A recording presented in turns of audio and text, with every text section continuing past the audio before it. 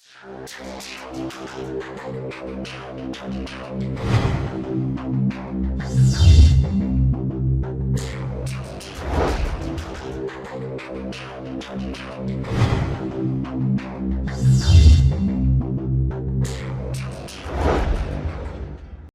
disais bonjour, mesdames et messieurs, les copains et les copines.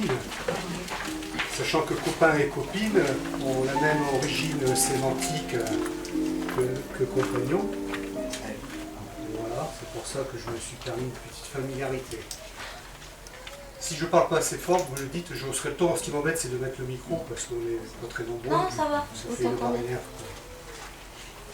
Donc, il y a un rapport entre le travail et le pain. De nos jours, le travail, pour beaucoup d'entre nous, est un gagne-pain. Et pour un compagnon, le pain, c'est d'abord quelque chose que l'on partage, tout comme le savoir, la connaissance du métier. Donc si vous n'aimez pas l'ambiance de pain qu'on partage, de vin qui coule peut-être pas à flot, une fraternité virile, le respect de la belle ouvrage, eh vous n'êtes peut-être pas au bon endroit cet après-midi, parce que vous l'avez compris, on va parler de compagnonnage. Ce que je vous propose en fait, c'est on se retrouve pour commémorer la mémoire des compagnons et on va rentrer dans, on va dire, la quatrième dimension qui est le temps, à travers le temps de nos jours, et peut-être aussi on va remonter le temps pour parler. Et donc si parmi vous il y avait quelques compagnons, bien sûr, c'est sous leur autorité, sous votre autorité que je me placerai. Et n'hésitez pas à intervenir, à corriger, à amender, à améliorer, ou nous faire part de votre expérience. Mais souvent, c'est les autres qui en parlent le mieux. Alors, je vous propose un petit extrait de film. Ah, oui. Je n'ai certes rien contre eux, mais enfin, une race magnifique, puissante. Un peu borné, je vous le concède, mais qui pose les bornes et s'y assied bien solidement, sinon vous et moi. Vous êtes complètement gagnés, une race, des Romains, parce qu'il est républicain, parce que l'idée républicaine, lorsqu'elle atteint à cette pureté, permet à une compagnie d'hommes de vivre dans une fraternité que vous ne soupçonnez même pas. On pourrait dire que ces gens-là sont les premiers chrétiens de Rome. Regardez comme ils s'aiment. Je ne dis pas pour tous d'ailleurs, mais pour ceux dont je viens de vous parler, oui. Bravo. Je ne doutais pas que le mot républicain ferait réagir certains. Bon, que ceux qui ont des oreilles entendent, et chacun y trouvera son plaisir, son bonheur. C'était quoi le film? Oui. Alors, pour ceux qui me connaissent, j'ai l'habitude d'illustrer les interventions. En principe, j'ai un PowerPoint et je mets des extraits de films. J'ai choisi 3 films pour lesquels je prendrai quelques extraits qui sont Ardéchois, cœur fidèle, Tourangeau, la clé des cœurs et La pendule à Salomon de Raoul Vergès. Je ne sais pas si ça vous parle, Raoul Vergès, mais j'aurai le plaisir, moi, de vous en parler, peut-être de vous permettre de faire cette connaissance. Il y a 2 sortes de personnes, ceux qui refusent de partager leur savoir et ceux qui transmettent. Nous savons tous qu'en partageant son savoir, eh bien, on s'enrichit d'abord soi-même. Et c'est un peu comme ça que fonctionnent les compagnons. Et un compagnon, c'est surtout un individu qui a un rapport particulier avec le travail.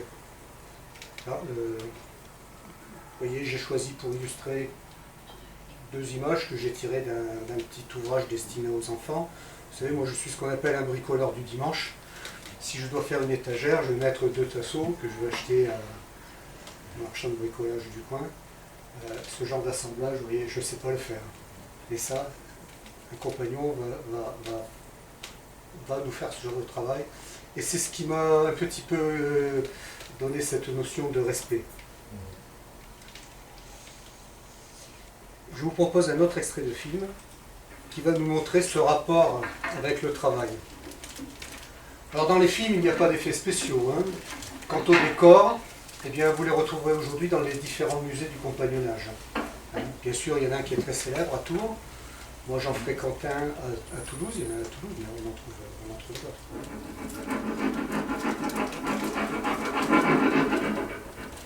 Les compagnons ne sont pas des ouvriers comme les autres, parce qu'ils sont descendants des bâtisseurs de cathédrales. Aujourd'hui, ils sont les principaux restaurateurs, les principaux artisans, je veux dire, de la restauration de ces édifices. À la place des cathédrales, on construit des aéroports, des ponts, des HLM, des routes, des barrages. Je ne sais pas si c'est bien net, je me suis. Là peut-être.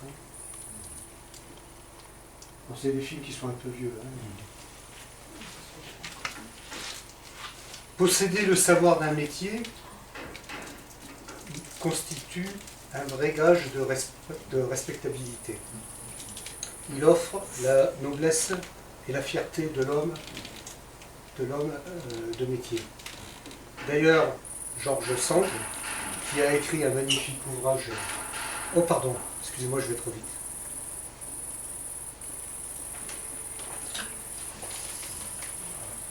Oui, je disais George Sand, c'est pour ça que tout à l'heure je vous ai proposé un petit extrait d'une nocturne. George Sand et Chopin ont fréquenté assidûment un compagnon qui s'appelait Agricole Cardillier au milieu du XIXe siècle. On aura l'occasion d'en parler longuement. Elle a écrit un livre sur le compagnonnage qui s'appelle Le compagnon du Tour de France. Et elle le qualifiait de chevalerie ouvrière, le compagnonnage. Ce n'est pas les portes isoplanes dont on se sert pour faire les pique-niques l'été en les mettant sur de tréteaux. Ouais. Il est difficile de donner une définition au compagnonnage, car il désigne dans sa globalité plusieurs groupements ouvriers dont la vocation première est la transmission d'un métier. Non seulement de ce qu'il comporte de purement technique, mais aussi de ce qu'il représente de formateur pour l'homme. Il est présent en France et en Europe depuis 8 siècles au moins, si on se base sur les documents les plus anciens. Ce qui le caractérise, eh bien, c'est le Tour de France. Une organisation hiérarchisée et des pratiques et des coutumes un petit peu particulières. Si aujourd'hui il intègre de nombreux métiers, il y en a une multitude, je ne vais pas tous les citer, au tout début on n'y trouvait guère plus que les tailleurs de pierre et les charpentiers. Mais c'est le prolongement d'une méthode d'enseignement technique et l'étude comparée des religions et traditions des différents pays du monde semble montrer que des artisans se sont transmis des connaissances plus ou moins secrètes depuis... Bonjour Michael. Ça va là? Bon, tu as juste... je démarrais. Hein. Pardonne mon retard. Non, mais c'est avec plaisir. Donc je démarrais, j'en étais à vouloir parler un petit peu de l'aspect historique. Donc je venais de dire que les documents les plus anciens remontent à peu près au XIIe siècle. Et le compagnonnage, certainement, c'est le prolongement d'une tradition beaucoup plus ancienne, qui peut remonter aux constructeurs, aux bâtisseurs de pyramides, et aussi à l'époque romaine. Quoi qu'il en soit des origines du compagnonnage, il est l'héritier d'une culture ouvrière qui se confond avec le patrimoine spirituel des grandes civilisations. Ainsi, je n'engage que moi, ceux qui ont bâti les linteaux de Stonehenge, en créant des tenons et des mortaises pour que les linteaux ne s'écroulent pas, devaient contempler leur œuvre le soir avec beaucoup de fierté. Et pourtant, voilà, on ne les fait pas rentrer dans la tradition populaire. L'humanité, d'ailleurs, a classé au patrimoine immatériel de l'UNESCO le compagnonnage en 2010, ce qui est relativement récent, pour ce qu'il représente en tant que réseau de transmission des savoirs et des identités par le métier. En fait, le terme de compagnonnage n'existait pas autrefois. Il remonte il y a à peu près un siècle et demi en arrière, Avant, on parlait de devoir. Il y avait plusieurs organisations qui intégraient ce terme, le saint devoir de Dieu, le devoir de liberté et les devoirs réunis. D'ailleurs, ce terme est toujours présent dans le vocabulaire d'aujourd'hui. On parle de devoir accompli, faire son devoir, remplir son devoir, etc. Le compagnonnage ce qui fait la difficulté, c'est que le compagnonnage a une identité plurielle de par la quantité de mouvements compagnoniques du passé et aussi de par la quantité de métiers qu'il recouvre. Donc il y a cependant 3 grandes organisations. L'Union compagnonique des compagnons du Tour de France des devoirs. Alors c'est toujours des noms un peu à rallonge. Je vais en parler là, puis après je n'y reviendrai pas, à moins qu'il y ait des questions. Qui a été créée en 1889, donc à la fin du 19e siècle. On a essayé de regrouper les différents devoirs sous une seule association. C'est à l'initiative de Lucien Blanc, donc ce monsieur, qui était un compagnon bourrelier harnacheur du devoir dit provençal le résolu. Il y a aussi l'association ouvrière des compagnons du devoir du Tour de France. Elle a été créée par Jean Bernard, dit la Fidélité d'Argenteuil, en 1941. Donc je fais une petite pause sur la date, 1941, en pleine période troublée. Je reviendrai tout à l'heure expliquer un petit peu dans quelles circonstances. Et puis, après la guerre, la Fédération compagnonique des métiers du bâtiment. Donc ces 3 associations sont toujours actives de nos jours. Et on peut y adhérer étant jeune homme, bien entendu. Petite nouveauté, aujourd'hui, la plupart intègrent les femmes, ce qui est relativement récent, puisque les premières associations à intégrer les femmes, c'est en 2004. Sinon, c'était vraiment un métier particulièrement masculin, des organisations particulièrement, on va dire, masculines.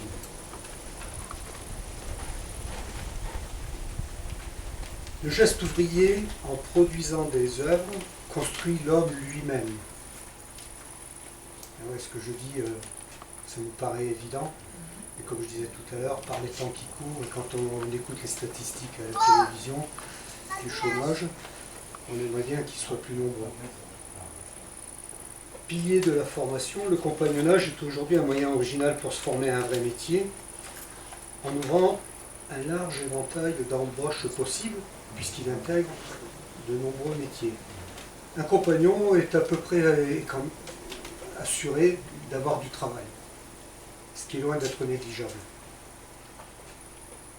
Donc il est basé, je le redis, sur 3 principes essentiels. Le métier, on vient d'en avoir la maîtrise, parce que le compagnon c'est d'abord un grand professionnel. Le voyage, car lors de ce retour de France, le compagnon rencontre, échange et apprend dans toutes les régions qu'il a traversées. Je parlais de restauration tout à l'heure, je ne sais plus. Je suis un ancien restaurateur. Il n'y a rien de plus vrai dans le métier de la restauration que c'est en changeant souvent d'hôtel qu'on apprend le mieux. Même, alors si on a fait l'école hôtelière, c'est bien, mais ça ne suffit pas. Et puis surtout la transmission, parce qu'un compagnon va se faire un devoir de transmettre son savoir. Ça fait partie de sa façon de vivre et de son métier. Quand on dit les compagnons passants du devoir, c'est pas parce qu'ils passent devant nous, c'est parce qu'ils ont la ferme volonté de passer leur savoir-faire. Oui, avec plaisir. Un petit moment, avec les mains. Sans les mains, voilà. Sans les mains. Et tout de suite, depuis une cinquantaine d'années, j'ai commencé en fait, à l'ornisterie, la restauration de fabrication, avec on tournait comme ça. Et oui. Voilà. Après c'était comme ça, Oui. vite, après maintenant c'est juste pour la main. Ouais. Et travailler au compas, voilà. Le résultat il est après. On a envie tout le temps de ce qui a été fait avec les emboîtages, Ah oui, avec oui. la ronde, voilà, avec la ronde, comme on fait avec une perceuse, avec... Enfin, ça enlève cette dimension. Il y a 50 ans, c'était... La kinesthésie, hein, le toucher, etc. Voilà. Après, c'est l'ordinateur, quelque part, pour qu'il dessine maintenant l'architecte, Ah oui, mais au compas, voilà, il y a autre chose. Et le compagnonnage a su s'adapter. D'ailleurs, on va dire, peut-être le secret du fait qu'il perdure, c'est qu'il a su s'adapter. C'est pas un mouvement rétrograde. Hein. J'aurai le plaisir de vous montrer un petit film que j'ai choisi exprès, parce que je suis un peu provocateur, vous le verrez. Vous l'avez vu tout à l'heure avec le premier film que je vous ai montré. Où ils intègrent la CAO, l'informatique, les outils. Voilà, hein. L'objectif c'est quand même de réaliser des œuvres pérennes et faites dans les règles de l'art. Donc à travers les principes que je viens de citer, le compagnonnage privilégie la solidarité, la réussite individuelle et le perfectionnement professionnel. On ne peut pratiquer de manière satisfaisante, on va dire, dans ces milieux, qu'un seul métier. Parce qu'on apprend toute sa vie en fait. Hein. Et chaque métier a sa psychologie. Certains trempent le caractère, les métiers du fer, hein, on va dire les charrons, les forgerons. D'autres vont favoriser le goût du commandement. Un charpentier, lorsqu'il est sur un fêtage, il faut qu'il sache donner des ordres précis pour que tout le monde interagisse en même temps. D'autres, beaucoup plus enrobés, hein, comme le menuisier. C'est souvent des gens qui savent arrondir les angles. Il ne faut peut-être pas tout généraliser.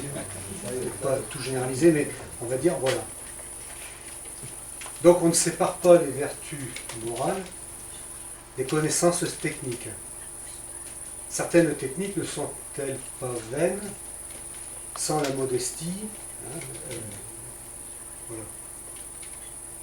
La concurrence, à travers le temps, elle n'existe pas que de nos jours. Hein. La concurrence a fait que les secrets de fabrication, les innovations ne seront transmises qu'à des gens cooptés, des gens en qui on a confiance. Et qui seront de qui on aura l'engagement de garder le secret. Mais il y aura aussi le besoin de garder le secret lors des interdits et des condamnations. L'initiation, c'est l'apprentissage des vertus du métier. Or, ce n'est pas en apprenant le nom des gestes, des outils qu'on le connaît. C'est en les pratiquant. Chaque jour, sous les conseils fraternels d'un ancien.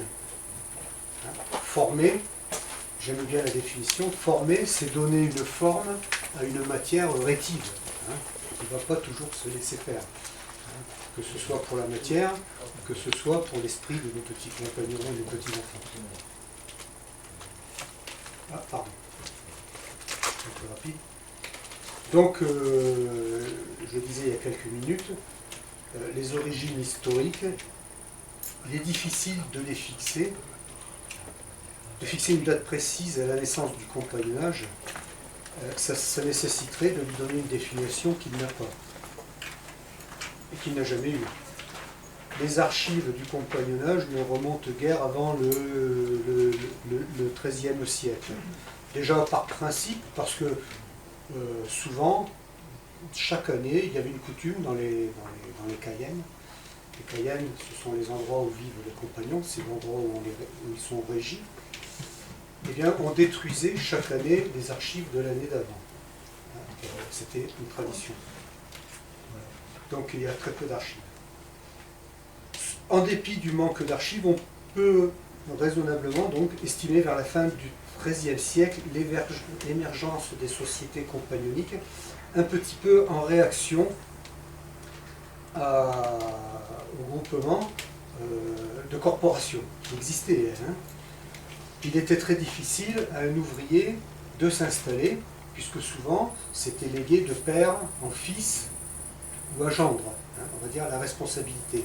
Donc en réaction, le compagnonnage s'est créé un petit peu sur le côté.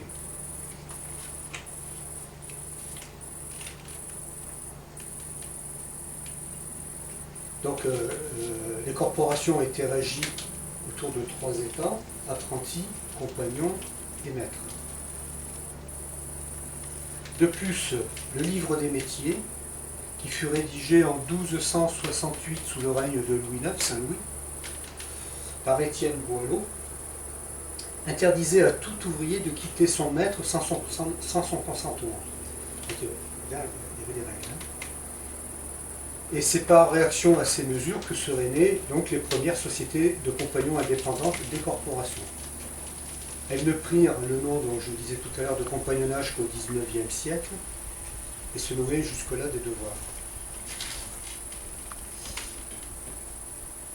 La première mention indiscutable de pratique compagnonique remonte à l'année 1420, ce qui est relativement récent. Lorsque le roi Charles VI rédige une ordonnance pour les cordonniers de Troyes, dans laquelle il est dit que alors c'est en vieux français, plusieurs compagnons et ouvriers du dit métier, de plusieurs langues et nations, allois et venois de ville en ville, œuvraient pour apprendre, connaître, voir et savoir les uns des autres. Dans le domaine iconographique, j'ai cru comprendre que vous vous intéressiez un petit peu au monde des Templiers. Oui. Donc peut-être connaissez-vous cette image. Dans le domaine iconographique, l'image la plus ancienne date de 1480 et connue sous le titre du siège de Rhodes. On y voit Pierre d'Aubusson, grand maître des hospitaliers de Saint-Jean de Jérusalem, remercier solennellement les ouvriers qui ont aidé à la fortification de l'île, puisqu'ils ont été assiégés par les Turcs. Et on voit que certains arborent un bandeau autour de la tête. Ici. Et on va trouver dans cette gravure le compas et l'équerre, sur lequel on pourra revenir aussi. Donc vous voyez, 1480, 540 ans aujourd'hui, on va dire. Au XVIe siècle, les condamnations royales à l'encontre des devoirs se multiplient, sans parvenir à les faire disparaître. On a toujours voulu un petit peu, l'État a voulu cantonner, maîtriser ou mettre une chape sur le compagnonnage, parce que c'était des ouvriers qu'il était difficile de maîtriser. En 1539, par l'ordonnance de Villers-Cotterêts, François Ier reprend les interdictions de ses prédécesseurs. Alors l'ordonnance de Villers-Cotterêts, elle est connue, puisque c'est celle qui va imposer la langue française comme langue nationale. Je passe un peu rapidement. À partir du XVIe siècle, on va trouver déjà un peu plus de documents. Oui. Enfin, je ne sais pas si c'est un rapport, mais j'ai entendu dire que François Ier quand même avait été initié dans la forêt de Fontainebleau à la métallurgie. Je ne sais pas. Ouais, une nuit qui se baladait comme ça. Ah oui. Initié. Il serait tombé par hasard en fait sur une cérémonie d'initiation de forgeron. Oui, c'est possible. Et puis il aurait demandé à être initié et le maître alors a accepté. Oui, ça je ne sais pas. Donc là, les interdits qui étaient royaux, à partir du XVIe siècle, on va trouver de plus en plus de documents, je disais. Et à partir du XVIIe siècle, l'Église, qui avait été jusque-là assez, on va dire, magnanime, favorable, va ajouter sa condamnation à celle du roi, dans les années 1645-1648. Pourquoi ? Parce que lors des initiations, les compagnons utilisent des symboles, comme le pain, l'Eucharistie, le baptême, ce qui vient contrarier un petit peu l'Église. Elle va trouver que ce sont des conduites impies, sacrilèges et superstitieuses. Donc l'Église, elle va tenter une chose, c'est de récupérer le compagnonnage en créant ses propres sociétés. Et ce sera un échec. Ce sera un échec complet.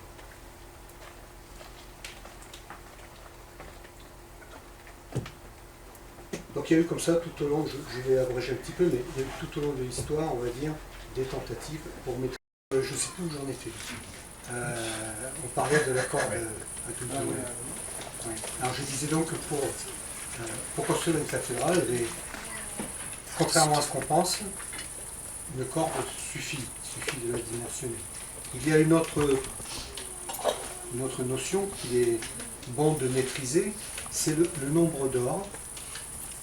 Je ne sais pas si ça parle à tout le monde. Oui. Les jeunes gens, ça vous parle, le nombre d'or?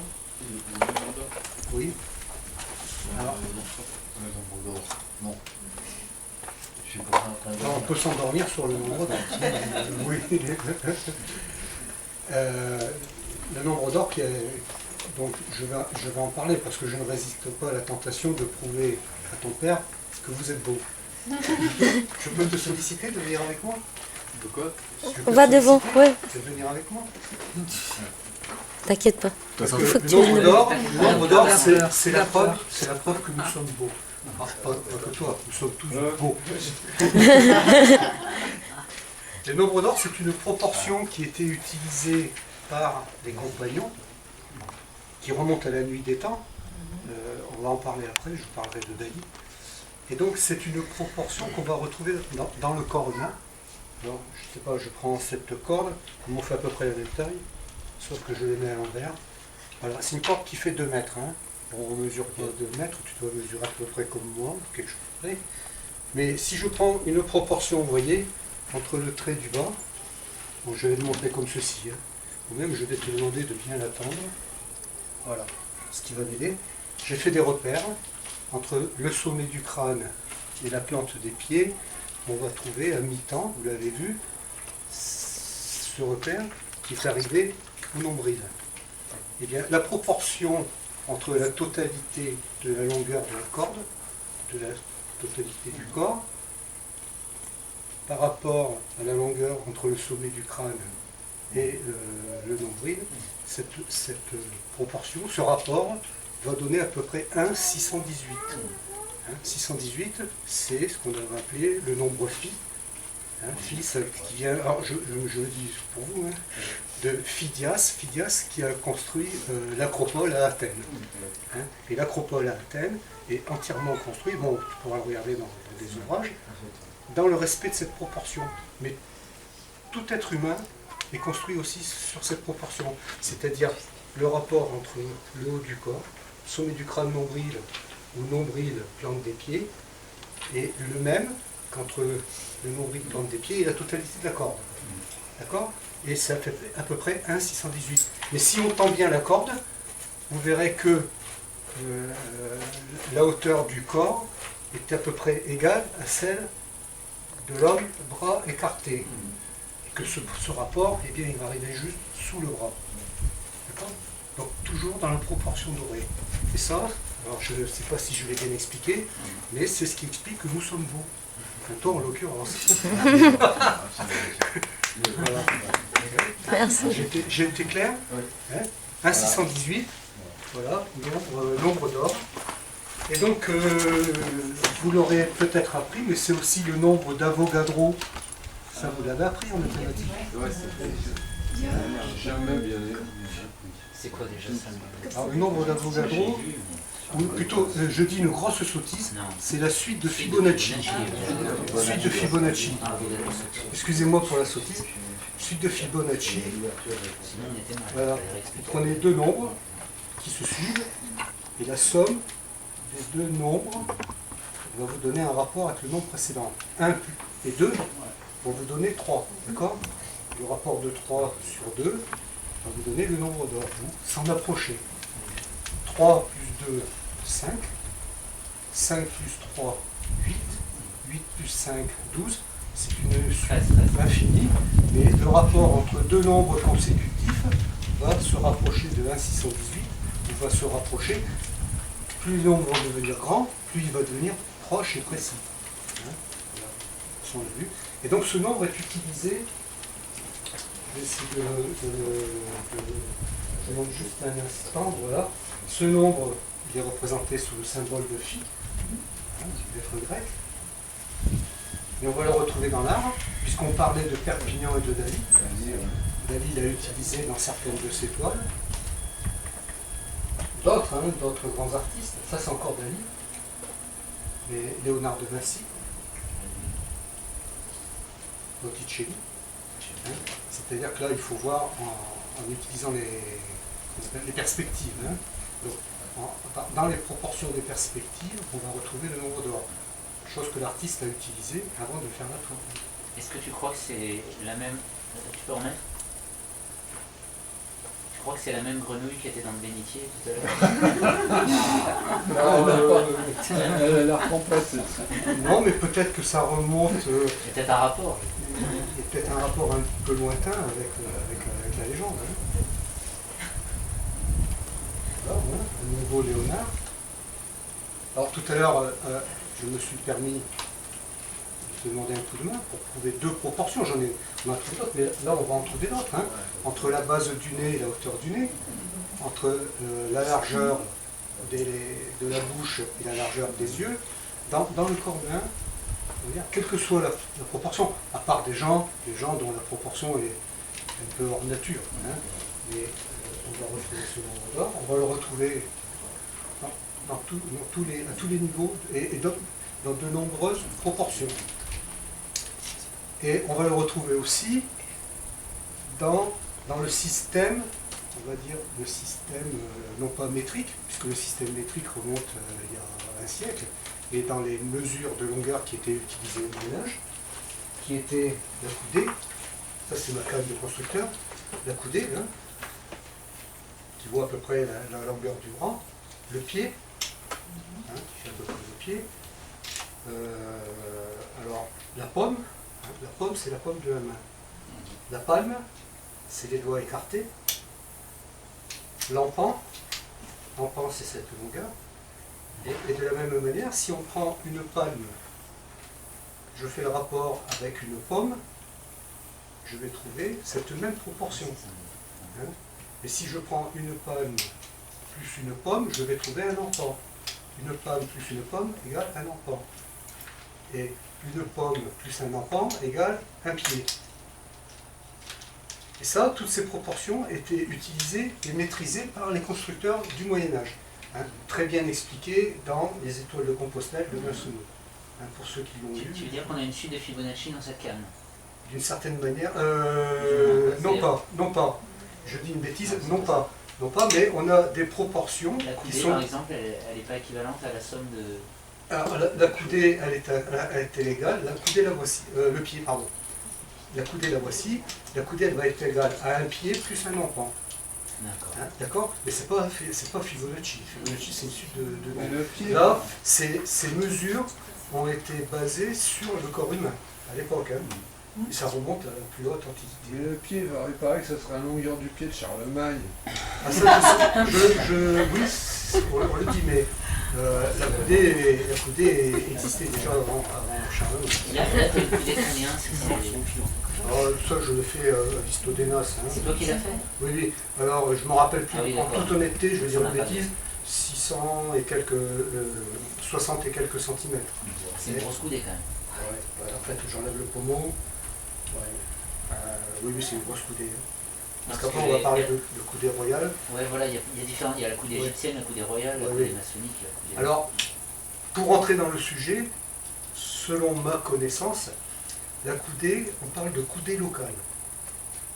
C'est-à-dire, on va parler de la coudée locale. Allez, lors de la construction des cathédrales, on va parler, ou de certaines basiliques, hein, on va avoir une coudée qui va être la coudée, c'est pas un nombre fixe. Hein. Et la coudée, elle va être égale à une certaine valeur, on va la retrouver, elle va servir de base de système de mesure pour la construction de l'édifice. Mais elle est locale parce que souvent, elle a été, on va dire, calculée avec l'ombre portée d'une mesure à un certain moment de l'année, en principe au solstice. Donc, ce qui fait que l'on soit, par exemple, à Amiens, ou à Angers, ou à Bordeaux, l'ombre portée ne va pas être la même. Et donc, de ce fait, on va avoir une coudée qui sera locale. Ouais. Mais c'est peut-être aussi, d'une certaine manière, je cherche les mots pour le dire, la preuve que les constructeurs du Moyen-Âge, on ne peut imaginer ça que si on connaît la rotondité de la Terre. Oui, D'accord ? voilà, parce que c'est pour avoir. Donc c'est une peut-être mesure en- une manière que les constructeurs ont eu de nous laisser la preuve qu'ils connaissaient la rotondité de la Terre à une époque où tu montais sur le bûcher pour prétendre le contraire. Et donc la coudée est toujours une proportion par rapport au diamètre de la Terre. Oui, enfin, c'est aussi parce qu'il y a un principe de résonance. Je ne comprends pas, explique. Là, un bâtiment comme une cathédrale va entrer en résonance avec des vibrations telluriques si elle est aux bonnes proportions, donc si elle est Ah oui, en fonction de la Oui. rotondité de la Terre, c'est-à-dire si sa taille est proportionnelle à sa latitude. Quoi. Ah oui, mais quelle que soit la coudée que tu utilises, tu vas toujours utiliser des multiples ou des proportions. Si tu utilises par rapport à ta coudée le nombre d'or, en appliquant le rapport, toi, tu seras toujours dans la bonne proportion. Quoi. Enfin, selon mon avis. Hein.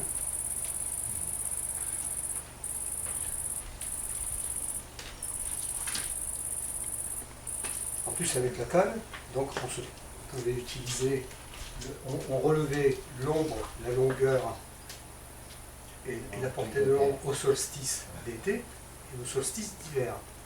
Et la différence entre les deux donnait l'orientation de l'édifice. Hein. C'est-à-dire qu'à l'époque, il fallait du temps. Hein. Là où on construit aujourd'hui une maison en quelques semaines, à l'époque, on était quelques années, puisqu'on prenait le temps de mesurer. Encore une fois, si vous lisez les étoiles de Compostelle, c'est très très bien expliqué. C'est avec les cours d'eau en dessous. Voilà, d'autres, c'est toujours pareil. Hein. Même Dans- Gérard voilà. Depardieu. Comment? Même Gérard Depardieu. Ouais, alors c'est un bon exemple, parce que même lui, il est beau.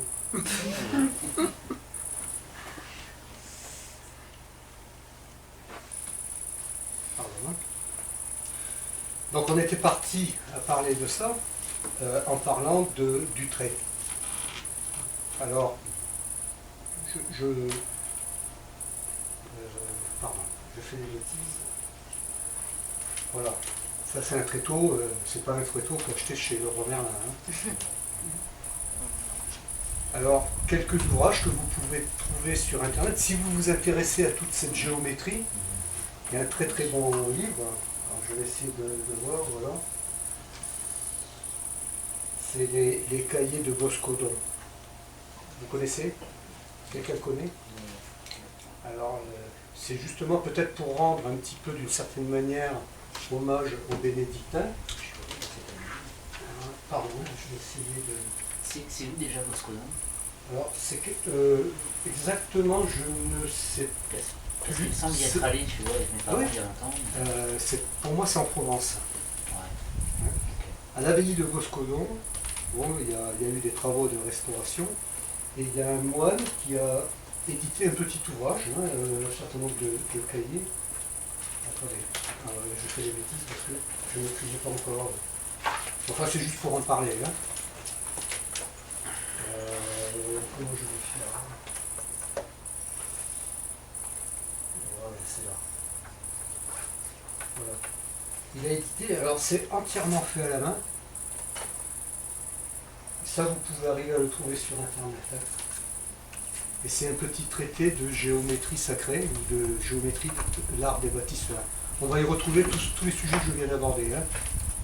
Donc, la corde à 12 nœuds, le nombre d'or, le pentagramme, les tracés régulateurs. Tout à l'heure, on parlait ensemble, tu sais, des plans des édifices. Ouais. Et qui sont... Alors, c'est quand même... Souvent, c'est approximatif, parce que ces mesures bâties avec la corde, tu as toujours l'épaisseur de la corde, tu peux avoir des déviances. Hein.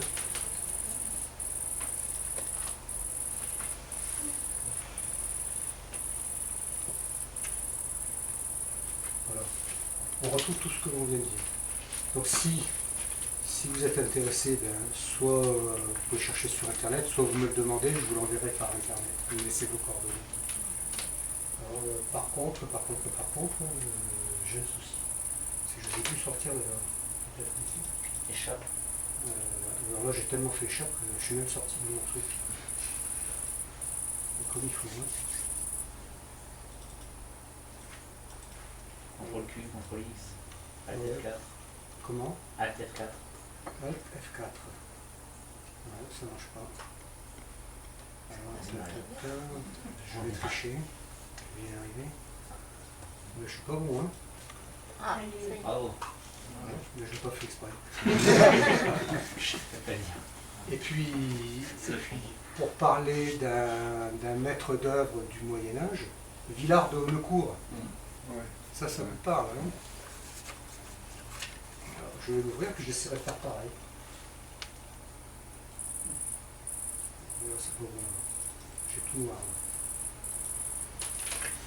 Alors, voyons.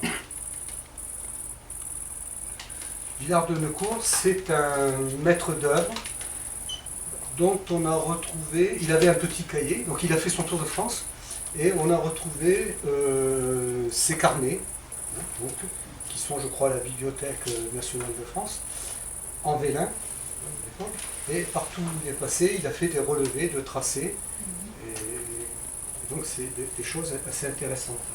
C'était pas l'architecte de la cathédrale d'Amiens? Comment? C'était pas l'architecte de la cathédrale d'Amiens? Je crois que oui. Ouais. Ouais. Il me semble avoir lu dernièrement. Alors, j'en parle, mais je croyais vous le montrer, et puis je vous montre rien du tout. Parce qu'il n'y a que moi qui le vois. Mais je suis vraiment pas bon dans cette affaire.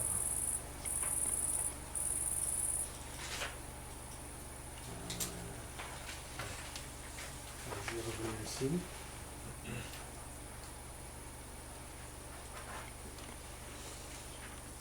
J'insiste pas parce que je ne maîtrise pas.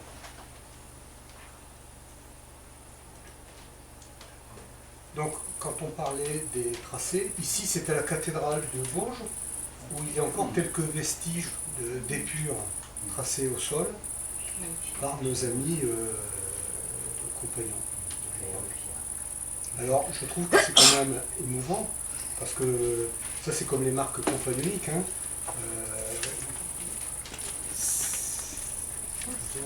Ça a été fait il y a des années, des décennies, voire des siècles, mais c'est le fruit de leur travail, quoi.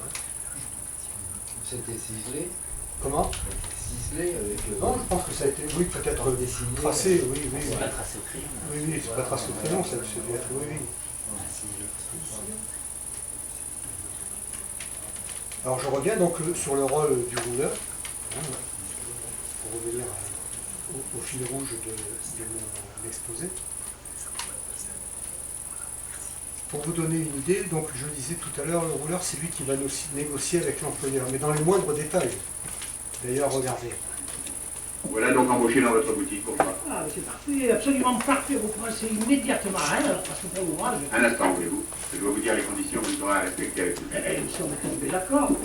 50 jours par jour. Non, je veux parler de la vie que nous allons mener chez vous. Il nous faudra 4 repas par jour. Déjeuner, collation, dîner, souper. 4 verres de bon vin chaque repas. Une bouteille cachée les dimanches et les jours de fête. Pâté de veille pour les travaux de nuit. À la Sainte-Anne et à la Noël, qui sont nos fêtes de société, du vin blanc et de pâtisserie. Pour le vendredi saint, une carte farcie, le dimanche des rameaux, des beignets. Chaque jour, pain à discrétion, une fois au moins viande, une fois au moins fruits quand c'est la saison. L'ail hors des plats, la cuisine à la graisse de porc, tomates seulement pour les sauces.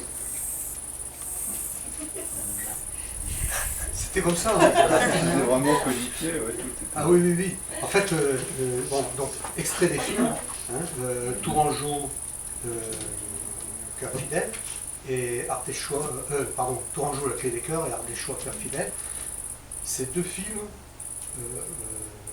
sont construits sur les œuvres principalement, à mon avis, de Perdiguier, puisque c'est Perdiguier qui décrit bien toutes les traditions du compagnonnage. Et ils sont vraiment bien faits, ces films, hein, si vous avez l'occasion de les visionner. Mais sinon, vous m'en parlez, si je peux vous faire passer une copie. Vraiment, c'est un hommage au compagnonnage. Le carré, hein, quand on parle des compagnons, donc le carré, c'est le document qui va lui être remis, c'est son attestation de compagnonnage, et qui sera signé dans chaque ville qu'il traversera par le collège des compagnons, hein, la loge, et au moment où il lèvera son appui. Alors le carré, bien sûr, bénéficie d'un pliage savant, hein, et il va porter des noms, bien souvent c'est la ferme, le cheval, puisque c'est tout un tas de noms frappés. Après, les femmes dans le compagnonnage, comme je disais, autrefois c'était vraiment une institution exclusivement masculine. Les seules femmes que l'on pouvait trouver, c'était la dame hôtesse, donc dans les auberges, les cayennes. Dame hôtesse si elle n'était pas initiée, et par contre, si elle était initiée, elle devenait la mère des compagnons. Hein. À la mère avec peut-être un M majuscule, au sens noble du terme, où sur le voyage, elle assumait déjà la nourriture, et elle remplaçait quelquefois la mère pour écouter les confidences des jeunes gens. Quoi. L'ancienneté de l'institution est avérée par un document de 1540. C'est-à-dire que la mère existe au moins, peut-être elle est antérieure, mais voilà. Donc ça, c'est une mère des compagnons de Toulouse après-guerre. Et il y a eu une mère extrêmement célèbre, la mère Jacob de Tours. Elle est morte en 1863, étant née en 1795, bon, peu importe, on va dire première moitié du 19e siècle, mais elle a assumé la fonction de mère pendant 43 ans. Et elle a été tellement remarquable dans ses œuvres que le compagnonnage en a gardé le souvenir jusque de nos jours, où sa mort est célébrée régulièrement, des cérémonies au cimetière de Tours sont opérées autour de sa tombe.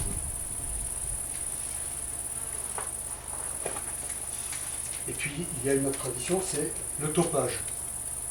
Alors, c'est resté dans notre vocabulaire, hein, mais le topage, c'était lorsqu'on se rencontrait sur la route. Je rappelle qu'il y a eu de grandes périodes pendant lesquelles il y avait des sociétés concurrentes hein, qui se battaient.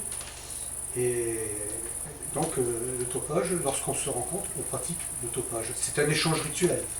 Alors, s'il est positif, c'est-à-dire que s'il s'avère que lors de cet échange, on se reconnaît comme étant du même rite, on va passer des moments conviviaux, on pratiquera Guilbret, que je vais expliquer après, sinon ça peut aller à la bagarre. Alors, petit extrait de film.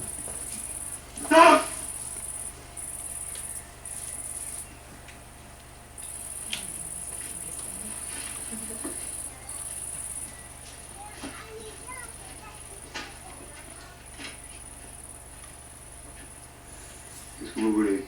Vous êtes des ouvriers? Mais quelle importance, allez. Allez votre chemin, nous non.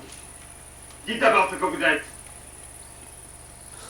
On est des grands fainéants pour une agrément. Hein? On voit assez, non? Ouvriers. Oui, nous sommes ouvriers. Et alors? Top! Top! Allez!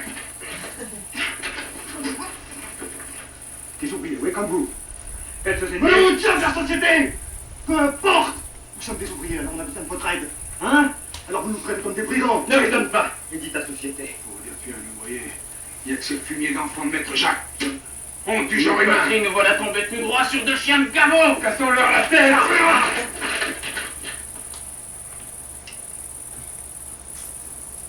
Une scène qui, malheureusement, n'a pas été si banale que ça. Il y a eu de nombreux morts, je le répète. Par contre, si le topage est positif, voilà, donc là on a une image qui va nous montrer. On va pratiquer un petit rite qui s'appelle le Guilbret. Alors là j'ai grand plaisir à vous montrer un autre échantillon de film.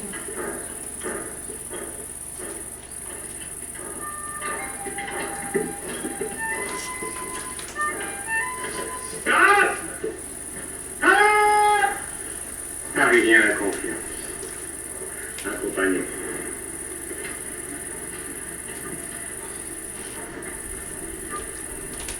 Apportez-nous du vin, vous autres frères malades. Nous allons faire Guilbret ensemble. Du bon vin rouge pour la reconnaissance des passants.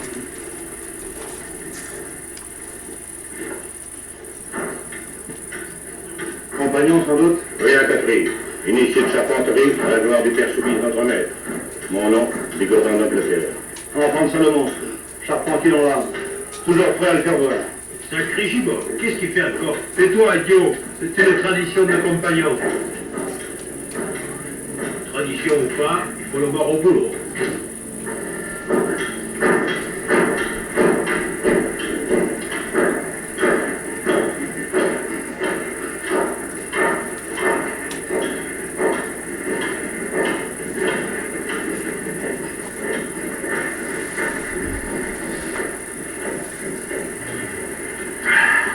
Un déco, mon frérot. Un déco. C'est le chemin.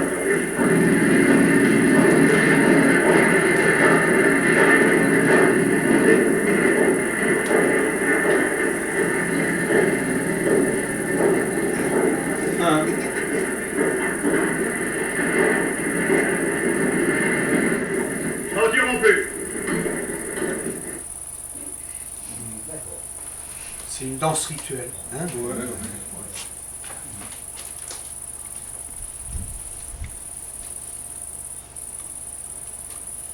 Et le départ, lorsqu'on quittera une ville, donnera lieu à une cérémonie particulière qu'on va appeler la conduite. Donc c'est rentré dans le vocabulaire, hein, toujours, hein, on le dit, tiens, je lui ai fait un brin de conduite, je vais l'accompagner. C'est-à-dire qu'on va accompagner le compagnon qui quitte la ville jusqu'au faubourg de la ville. Il y a tout un tas de raisons. Une des premières raisons, eh bien, c'est qu'à l'époque où on se battait sérieusement, ça assurait une certaine sécurité. Hein. Et bien sûr, il y avait un rituel où on s'efforçait de mettre à l'épreuve sa volonté de continuer son Tour de France. On le retenait, on l'appelait, et il ne devait pas se retourner, ni faire demi-tour, enfin, il continue son chemin. Ça va, il n'y a pas de questions? Vous ne voulez pas aborder un sujet particulier? Je continue, hein? Ouais. Comment? Je fais qu'apprendre. Ah oui, moi aussi, hein. Et puis bien sûr, à la fin de l'apprentissage, il y aura la réalisation d'un chef-d'œuvre. Chef-d'œuvre qui sera soumis à ses frères, à ses pairs plutôt, et qui bénéficiera de l'approbation et donc d'une reconnaissance pour devenir compagnon fini. Alors de nos jours, j'ai choisi un petit extrait de film d'actualité, enfin, je vous demande de l'apprécier,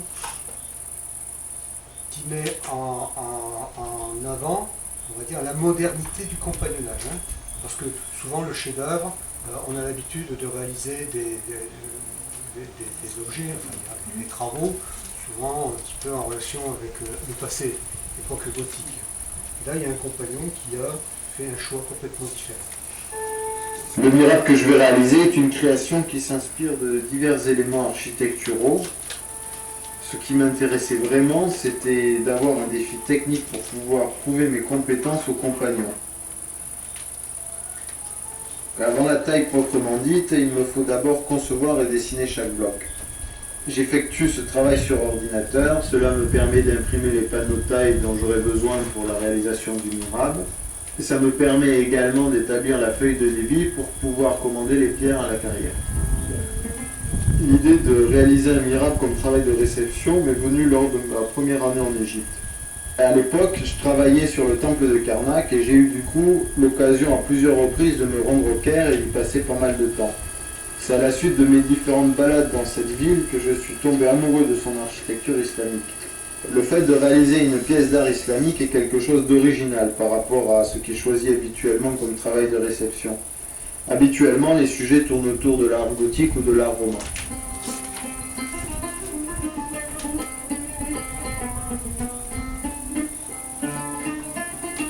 Un miracle, vous savez ce que c'est, hein? C'est l'endroit où se place l'imam dans une mosquée pour faire le prêche. C'est un peu comme le cœur d'une église.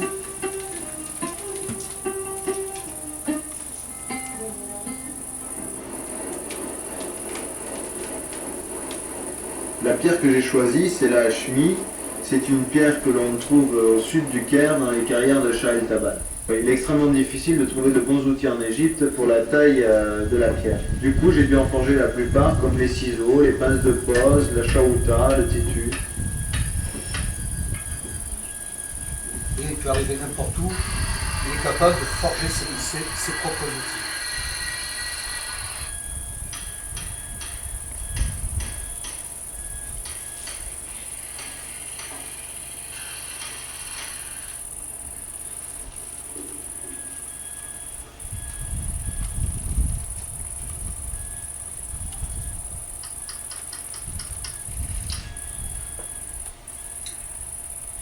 Quand j'ai commencé mon travail, j'avais embauché 2 Égyptiens pour m'aider à décharger le camion de pierre, et ils ont été très intrigués par ce que je voulais faire. Du coup, je leur ai expliqué et ils m'ont proposé très gentiment de m'aider si en échange je leur apprenais quelques ficelles du métier.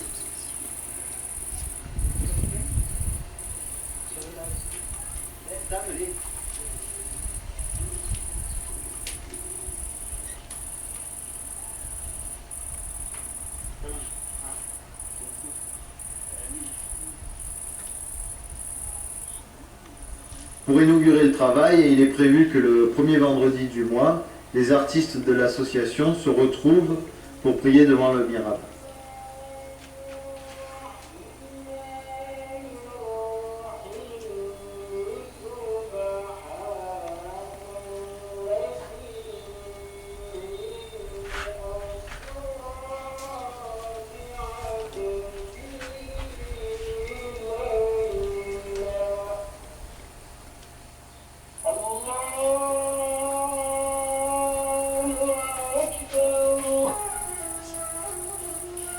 Je vous l'avais dit que je ferais un peu dans la provocation. Enfin, par les temps troublés que nous traversons, j'avais plaisir à vous montrer ce travail qui prouve que l'intégration peut être complète, que ça peut marcher. C'est quand même, on va dire, des travaux qui sont sous l'égide de Jean-Yves Lafroy, qui est un archéologue.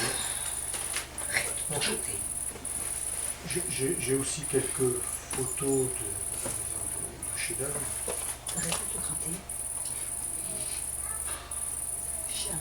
C'est sûr, c'est pas des menuiseries qu'on va trouver dans le catalogue de chez Lapin.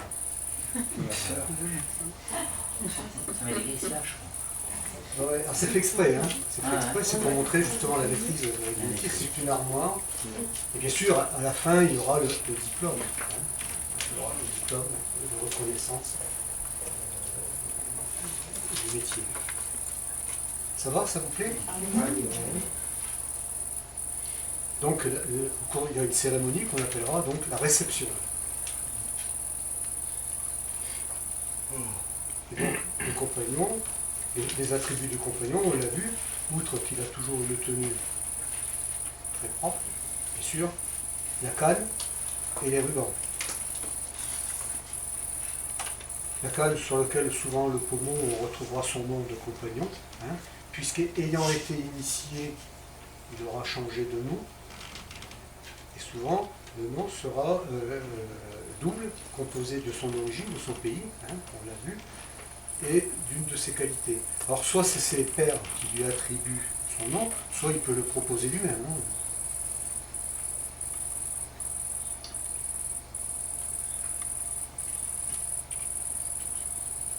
Alors les rubans que l'on portera lors des cérémonies, des rituels. Alors quel est le rapport exact avec la franc-maçonnerie? Parce que je vois qu'il y a encore les symboles. Alors, compas et équerre. Le compas et l'équerre sont, on va dire, des attributs du compagnonnage pour leur symbolique avant tout. Et il y a, a priori, et selon moi, hein, il n'y a pas de rapport entre le compagnonnage et la franc-maçonnerie. Il n'y a pas de lien. Voilà, hein, il faut que j'ai dit ça. Après, on peut être compagnon et être franc-maçon. Certains, comme certains compagnons, peuvent être francs-maçons. Bon, d'autant plus c'est tentant que ce sont deux sociétés initiatiques, quelque part, hein, et que la maçonnerie a utilisé, on va dire, des symboles de métier pour ses rituels. Hein. L'équerre, le compas, pour ce qu'ils représentent. mais il n'y a pas une transmission entre le compagnonnage et la maçonnerie directe, à mon sens. Hein. On peut en parler, hein. Mais alors, l'équerre, eh bien, l'équerre, parce que pour le compagnon et pour la symbolique, c'est l'outil qui va mesurer la rectitude des choses, et le compas, c'est l'outil qui va permettre la création des choses. Hein. On va dire, c'est le lien entre l'esprit et la matière. Ouais, il y a une idée de quadrature du cercle, quoi. D'une certaine manière aussi, hein, on peut dire comme ça. Après, bon, il fut un temps où je pensais que la maçonnerie, pour certains, revendique, on va dire, une filiation templière. Pas tous, mais pour ceux que j'en sais. Hein. Y compris peut-être pour le compagnonnage, puisque le compagnonnage a trouvé son essor à l'époque de la construction des cathédrales.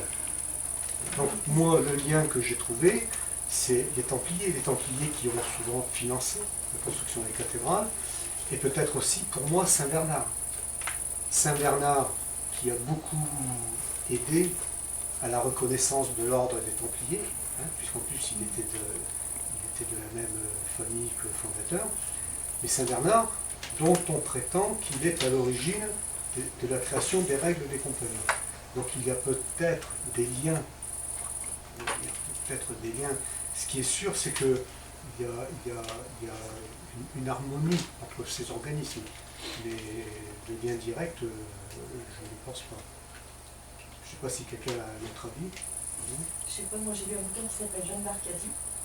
Et dans ce livre, j'ai lu un petit passage où il dit que les Templiers ont protégé les compagnons. Ah oui, les Templiers ont protégé les compagnons, et après la chute de l'ordre des Templiers, les compagnons qui travaillaient sur les cathédrales se sont soit expatriés, soit se sont retrouvés sans travail. Hein. D'ailleurs, il y a un livre qui raconte ça, c'est encore Vergès, Raoul Vergès, Les tours inachevées de Vergès. Si vous voulez lire son compagnonnage, je vous le recommande. Je vais y revenir. Je reviendrai sur Vergès. Je vais vous proposer de faire sa connaissance. Mais bon, tu as l'exemple de l'équerre et du compas, mais tu nous as parlé quand même de tout le mythe d'Hiram, avec les deux piliers à côté, Boaz et Jacques. Oui, alors, et le mythe d'Hiram, c'est quand même exactement ce qui est l'initiation maçonnique. Oui. Disons que... Donc c'est-à-dire, s'ils ont le même mythe fondateur, à un moment, il faut se poser une question. Je veux dire. Moi, je me la pose en tout cas. Pour ce que j'en sais, la maçonnerie a utilisé, on va dire, le vocabulaire, la maçonnerie spéculative, hein, de nos jours, a utilisé le vocabulaire et les rites de la maçonnerie opérative. Hein. Donc elle a récupéré la truelle, l'équerre, le compas, le mythe d'Hiram, elle l'a récupéré, mais on va dire, ce n'est pas une filiation directe. Hein. Ah, tu penses que c'est une appropriation plutôt, une sorte voilà, de phagocytation, quoi. On dirait comme ça. Oui. Ouais. Par contre, que des compagnons étaient francs-maçons, oui. Mais voilà, ça n'empêche pas. Oui, c'est pas empêché, il y en a tous les jours. Hein. Ils n'ont pas le même but, on voit bien que non, les compagnons restent sur l'artisanat simplement, tandis que les francs-maçons s'intéressent plus au pouvoir. Il y en a un qui est opératif et l'autre qui est spéculatif. Hein, enfin, je sais pas si spéculatif, j'ai compris que c'est philosophique en fait, c'est voilà. une recherche philosophique. Oui. Tandis qu'opératif, c'est vraiment être dans le métier. Voilà. Pour moi, un franc-maçon, c'est quelqu'un qui veut améliorer la société. C'est un philanthrope. Selon ce que j'en pense, hein, j'engage que moi. Hein. On peut en parler. Hein. À une époque, peut-être. Ouais. Alors, je vais le dire avec les mots. Ou pour une partie d'entre eux, peut-être. Disons que j'ai la chance d'avoir quelques amis maçons qui sont des gens qui sont l'exemple de ce que je viens de dire. Des gens qui sont de vrais philanthropes, qui sont investis dans la maçonnerie, qui sont investis souvent dans la cité, à travers des associations, à travers quelquefois la politique, hein, mais avec, on va dire, un altruisme. Hein. Après, je sais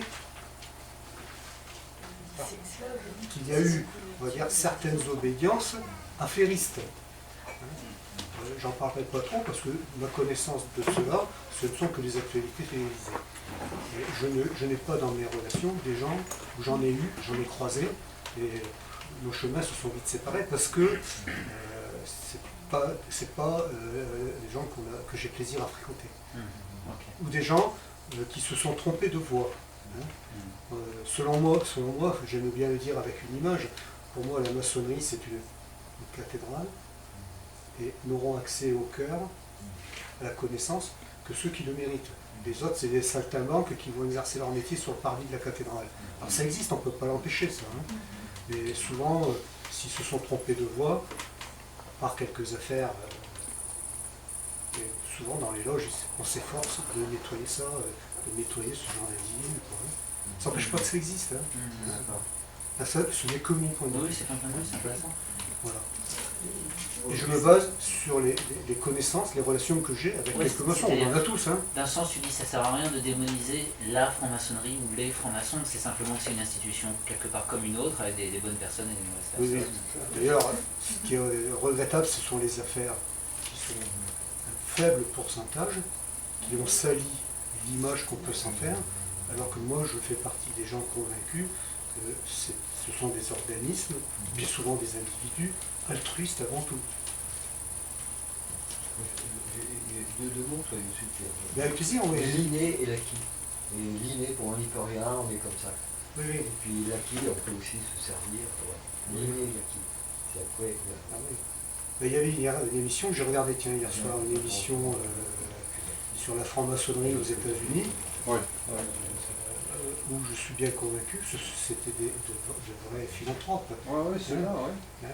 Et moi, je fréquente quelques personnes comme ça. Franchement, on a envie de les accompagner, en tout cas de les encourager. Et après, j'en ai croisé dans mon métier, des gens qui pensaient faire des affaires parce qu'ils étaient francs-maçons. Et ça, on ne peut pas l'empêcher. Ça existe. Toute société humaine a ses faiblesses. Hein. Et je n'ai pas envie de retenir cette idée personnellement, parce que la grande majorité, ce sont de vrais philanthropes. Je ne devrais pas être d'accord. Hein. Cette idée, il ne peut pas faire autrement. Comment?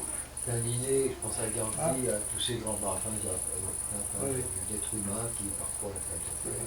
C'est un inné, il ne peut pas faire autrement, il ne peut pas y apporter mort. Voilà. Ah oui, oui. Et puis l'acquis, il y a certains qui ont oui. Enfin voilà, pour revenir au compagnonnage, pour moi il n'y a pas de filiation directe. Il y a peut-être par quelques détours des relations, on va dire indirectes, mais deux mondes différents, selon moi.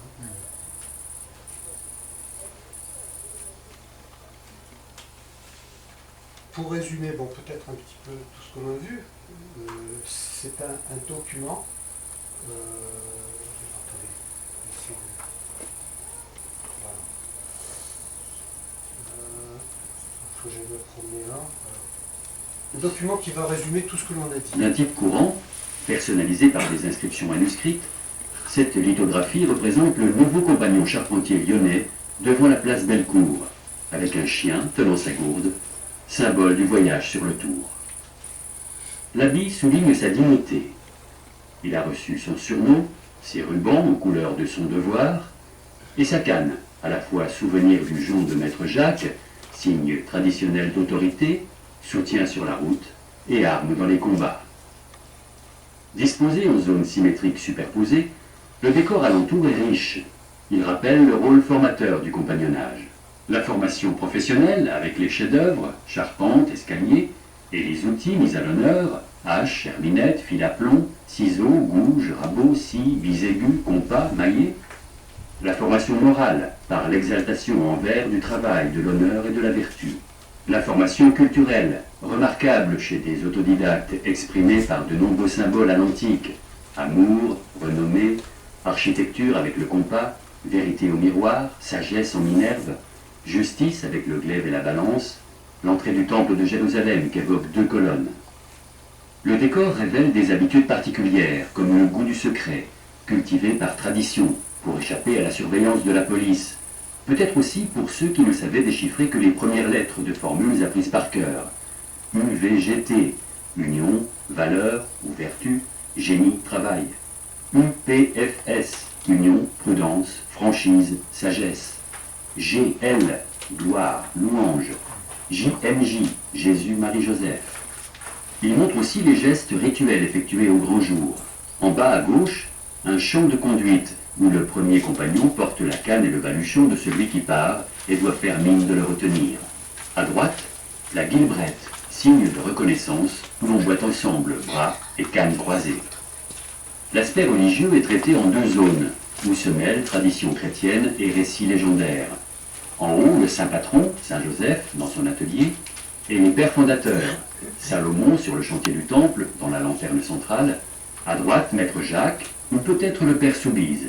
À gauche, la découverte du corps d'Hiram, autre fondateur dont la légende se répand au XIXe siècle avec la franc-maçonnerie. Assassiné par des ouvriers mécontents, il est retrouvé grâce à son chien et à l'acacia qui pousse sur sa tombe.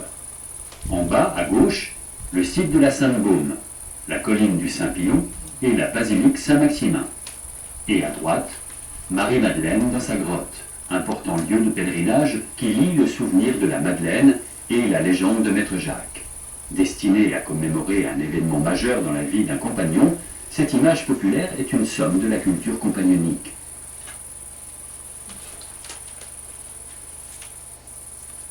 Voilà, j'avais plaisir à vous montrer ce petit document parce qu'il fait un peu la synthèse de tout ce que l'on a vu, puis il montre que être compagnon, c'est une véritable initiation. Et puis, l'ultime rituel dont bénéficiera le compagnon, eh bien, c'est lors des obsèques compagnoniques où souvent ces pères se livreront à un certain nombre, on va dire, de rituels que l'on retrouve lors de la commémoration des obsèques de la mère Jacob. Bien souvent, son carré, son document sera brûlé, sera détruit. C'est donc la tradition. Après, parfois on le garde dans les familles, mais bien souvent le carré était détruit et il était enterré avec la canne. Aujourd'hui, les choses ont changé. Et sur les compagnons, ou les maîtres d'œuvre, très rares ceux qui laissaient leur signature sur les édifices. Donc en voici un, il s'appelle Anton Pilgram, lui il s'est représenté. Enfin c'était relativement rare. Sur un détail de l'orgue de la cathédrale de Vienne. Vous noterez que le personnage, donc bien sûr entre l'équerre et le compas, qu'on va retrouver, mais il semble soutenir à lui seul tout le poids de l'édifice. Alors que les compagnons plutôt laissaient leurs traces à travers les marques compagnoniques, ou marques de tâcherons.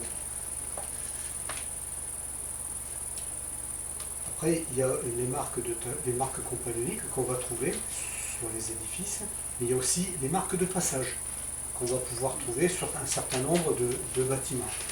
Quand on parlait des remarques tout à l'heure, bien connu le pont du Gard, où les compagnons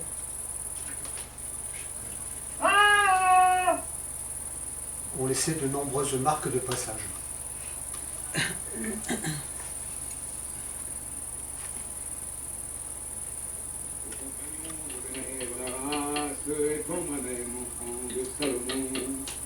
Grand maître, dont je veux suivre la trace, car j'ai l'amour de ma profession.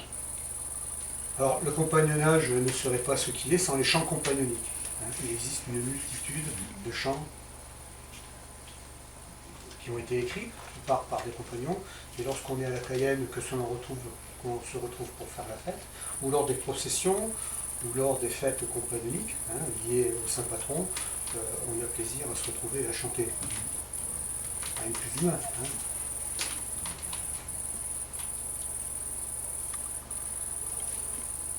Je vais passer, à moins que vous ayez des questions, un peu rapidement sur les marques de compagnons. Ça, ce sont les marques que l'on a retrouvées à la basilique de Vézelay. Et j'avais pris cette image qui tente à prouver que les marques de compagnons, bien que individuelles et différentes, peuvent s'inscrire dans un tout, comme une marque d'appartenance à une école.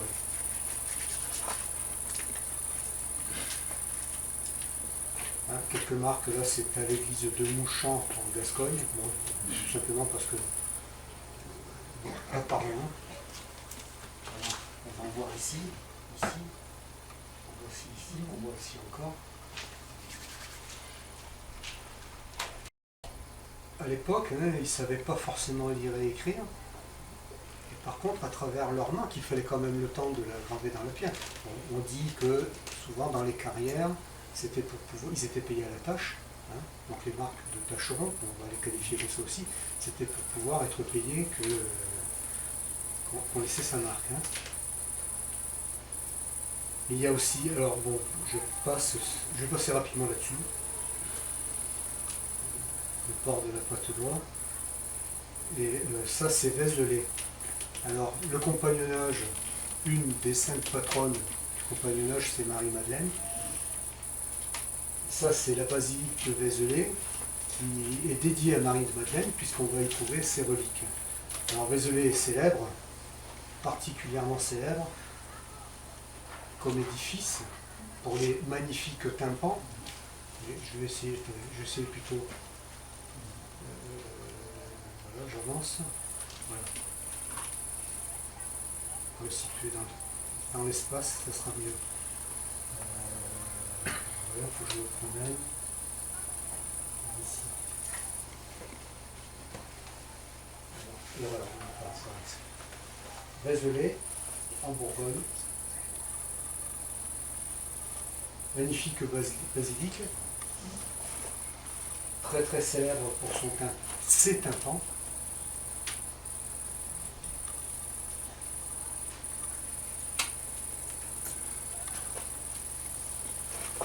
Voilà. Ces chapiteaux décorés, magnifique travail donc de manuel. Voici un chapiteau qui est très très célèbre. Hein. Vous allez le trouver sur un certain nombre de boîtes de biscuits, de gâteaux. Il représente le prophète, je crois que c'est Isaïe, je ne jurerai pas, mais donnant du grain à moudre à Saint Paul. Donc le message, l'Ancien Testament, qui donne du grain à moudre au Nouveau Testament. Voilà, et là la crypte. Les reliques de Marie-Madeleine. Et la vouivre, si vous lisez les Étoiles de Compostelle ou si vous avez lu Vincenot, la vouivre de Vézelay, je vois que vous, madame, vous connaissez, à la base d'un pilier. Alors, j'ai une plus jolie photo, voilà, la vouivre qui va nous indiquer l'endroit où s'exercent les forces aquatiques. Ça, ce sont les rats de Vézelay. Vincenot en parle aussi dans son ouvrage. Pour dire, sur cet édifice, vous le visitez, comme je dirais Saint-Cernin ou Conques, hein, des monuments, des œuvres monumentales. Et lorsque moi je suis descendu à la crypte, que j'ai vu les marques, alors je vais y revenir. Voilà. Voilà. Les marques de tâcherons sur les escaliers qui descendent à la crypte, vous les verrez forcément en remontant. Hein. Moi je vous le dis, ça vous parle droit au cœur. Hein.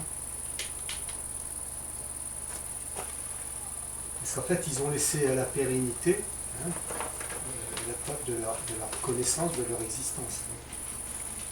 Après, on va trouver des marques de métier. Hein. Ça, ce sont des marques utilisées en charpente pour indiquer comment assembler les pièces.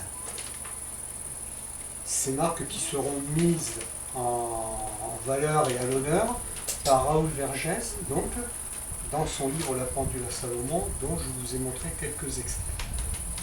Et puisque je parle de Vergès, pour ceux qui ne le connaissent pas, Vergès c'est un compagnon du XXe siècle hein, qui a beaucoup œuvré et qui a surtout écrit un certain nombre d'ouvrages. On le voit là, signer son livre, et écoutons-le. Eh oui, autant que sur une église ou dans une église ou sur un chantier, non? Oui, oui, ici c'est la loge de l'église. C'est quoi? Le point de départ, bien l'église, ici, c'est la Cayenne ici. C'est ce qu'on fait ici. Ici, on forme les hommes ici. Les charpentiers. Les charpentiers, les tailleurs de pierre, les menuisiers, les serruriers, les ouvriers. Pour les femmes ici, si ces femmes qui font du dessin, comment vous êtes devenu compagnon, M. Berger? Par le hasard de la vie, je suis devenu compagnon en voyageant, en rencontrant des hommes qui m'ont amené un jour, dans cette maison, justement, où j'ai trouvé des gars qui étaient différents des autres. Ils étaient différents, c'est pas qu'ils étaient tellement supérieurs aux autres, mais ils étaient justement imprégnés de l'état d'esprit que j'ai trouvé admirable parce qu'ils m'en avaient imprégné moi-même et que c'était des hommes qui se respectaient eux-mêmes. Et comment ça vient une vocation de charpentier, par exemple, pour vous? Peut-être ça naît parce qu'un jour on a fait quelque chose de chez moi, puis en se retournant le soir, on a été saisi d'une sorte de flot, de joie, de bonheur qui nous envahit parce que dit c'est moi qui ai fait ça. Vous parlez du passé surtout. Et Je parle de l'avenir surtout. Dans l'avenir, l'homme ne pourra jamais plus être un robot. Un de ces robots qui fait 8 heures durant la même chose, le même truc. Moi je crois qu'il faut penser à l'homme aussi. Et je crois que justement dans l'esprit des ingénieurs et des planificateurs, il devrait y avoir une autre place que exclusivement celle de la haute productivité ou celle du prix de revient. Il devrait y avoir aussi un peu de place pour celui qui travaille. Car tout homme fait, c'est lui qui est un peu la victime de ces méthodes d'aujourd'hui, de ces programmes démentiels, de ces hautes normes de productivité. Et on ne s'aperçoit pas que l'homme, là-dessus, il crève quelquefois. Et ça a été tourné il y a 40 ans, mais c'est vraiment d'actualité. Hein. C'est pour ça que j'avais un peu de plaisir à vous le proposer. Ce qu'il a dit aussi, on revient un peu à ce que je disais au départ. Ici, on forme des hommes. Et Dieu sait si c'est une matière rétive. J'aime bien. Alors, je le disais aussi au début de l'exposé, c'est un personnage qui avait du caractère. Et d'ailleurs, je recherche, voilà. La pendule à Salomon est en rapport avec les chrismes. Les chrismes, monogramme du Christ, lié à la vision de Constantin au IVe siècle aussi, mais que l'on va trouver souvent utilisé et mis en avant par les compagnons dans de nombreuses vallées des Pyrénées et en relation donc avec cet ouvrage, La pendule à Salomon.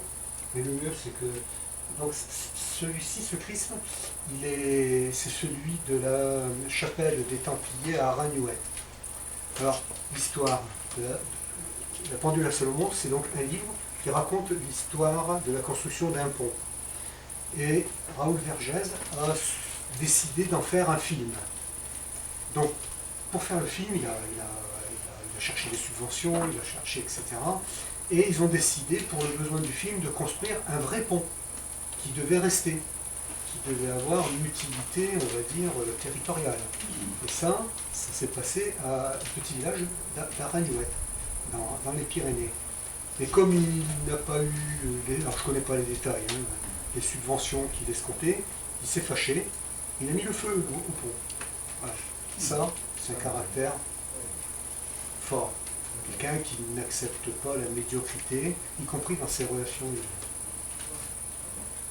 Très beau passage. Alors, on a parlé de la tradition celtique.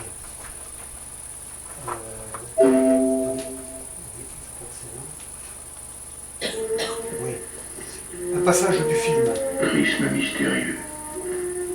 La pendule à Salomon. Sous le clocher de l'Isère, il y a aussi ce Christ.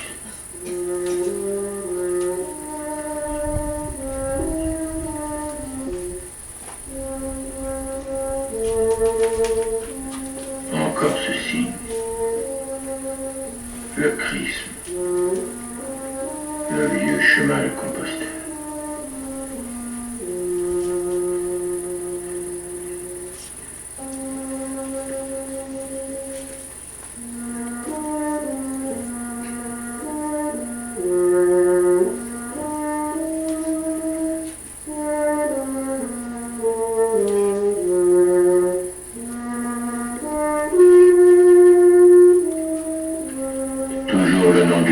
Gravé dans la pierre.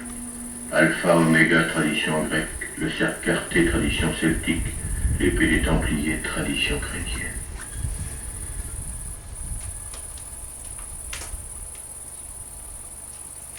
Voilà la chapelle qui est mise en valeur dans le film.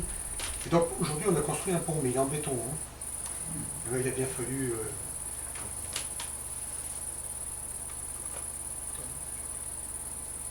Bon, je vais passer sur le chrisme, parce qu'on pourrait faire un exposé rien que dessus.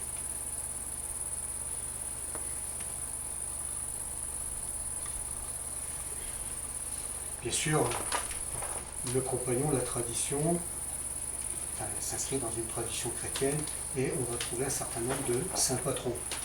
J'ai noté principalement Sainte-Anne, Saint-Joseph et les fêtes de Noël, et après on va avoir un saint patron par métier. Hein. Je pense par exemple boulanger-pâtissier, Saint-Honoré, Saint-Éloi pour votre métier. Et lors des fêtes patronales, on va porter en procession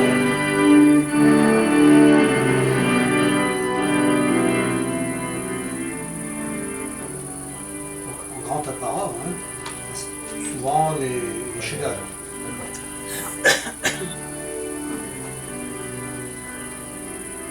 Alors ça c'est dans, je crois bien, Ardéchois cœur fidèle.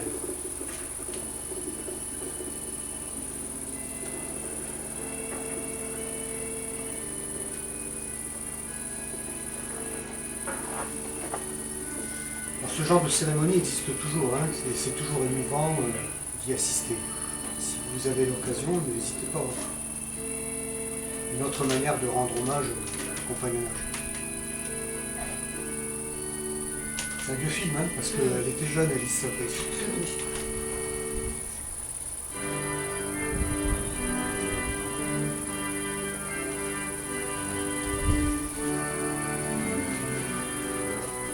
Elle joue le rôle de la mère dans le film.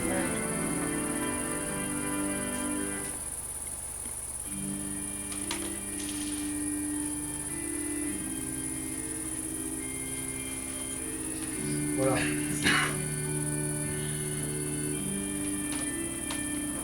Je vais alléger tout ça.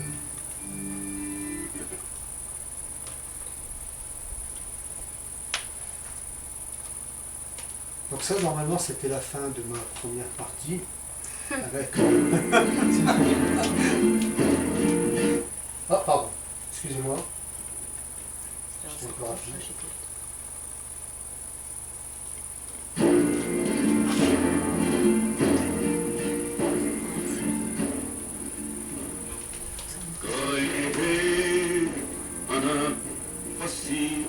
Avec surtout une petite pensée que je vous propose, j'en ferai ce que vous voudrez, mais pour moi, les compagnons sont des gens qui, vous l'avez compris, sont initiés, savent des choses autres que le métier, hein, maîtrisent un métier, mais ils savent des choses que nous ne savons pas, et puis aussi ils sont investis de la mémoire des siècles, puisqu'ils sont dans la lignée d'une tradition.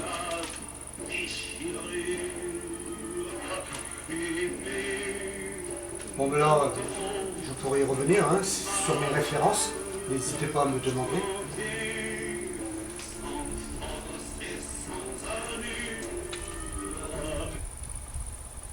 Ah, pardon. Voilà. Alors, je vous ai parlé de Raoul Vergès.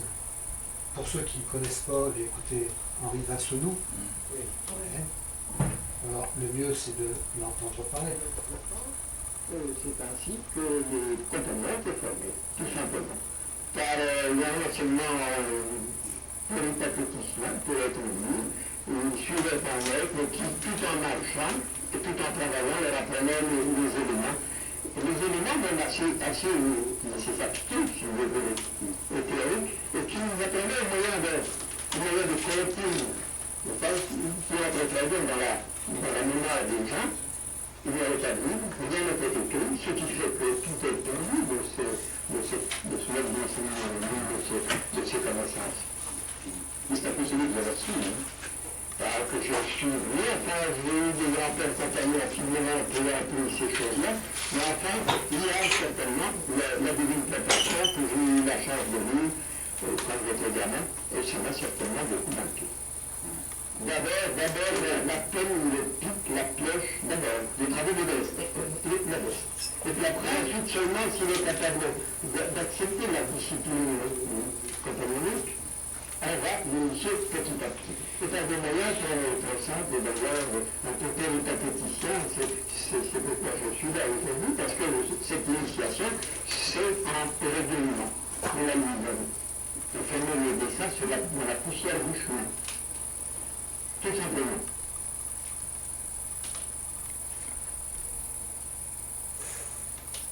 Un accent, c'est un bourguignon. Hein. Vergès, il avait un petit cheveu sur la langue. Voilà. Est-ce qu'il y a des questions? Je fais une pause. Est-ce que vous voulez aborder certains sujets?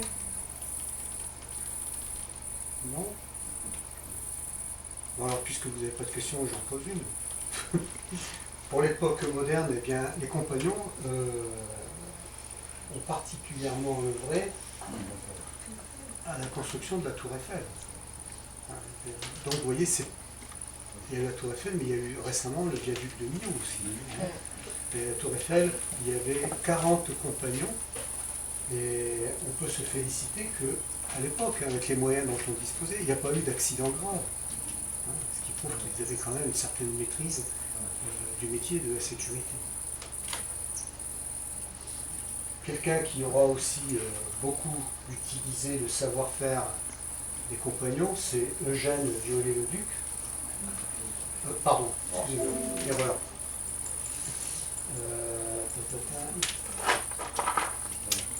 Eugène Viollet-le-Duc qui a laissé un certain nombre d'ouvrages. Alors, il fut quand même décrié, parce qu'il avait pris pas mal de liberté. On le sait bien ici à Carcassonne, à Toulouse aussi, avec Saint-Sernin. Il y a eu une exposition de à Carcassonne sur Ah ouais, sur son travail. Ouais. Mais bon, disons que globalement, malgré tout, son œuvre n'a pas été négative. Il a su s'entourer du savoir-faire des compagnons.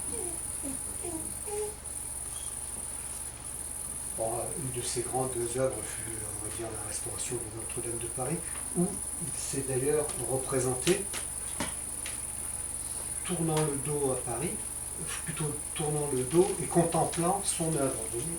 Là, je l'ai mis avec une petite cloche. Et regardez, voilà. On le représente en tant que maître d'œuvre avec la canne, ou plutôt la mesure, contemplant son œuvre.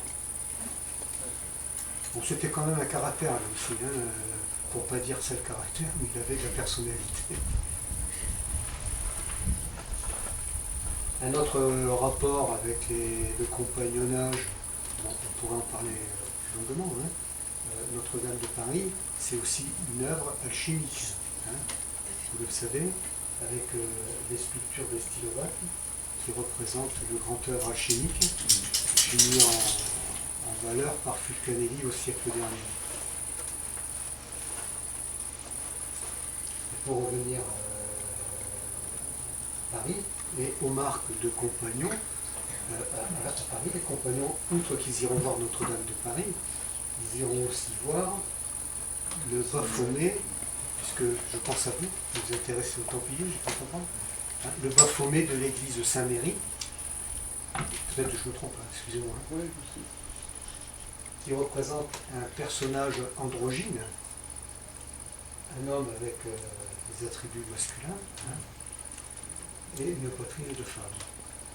Donc le compagnon se doit d'avoir vu, enfin, c'est le genre de remarque qui lui conviendra qu'il ait vu à Paris. Voilà, on parlait de l'église de Rieux-Minervois, ah oui, avec toi, Michael. Voilà, 7 côtés.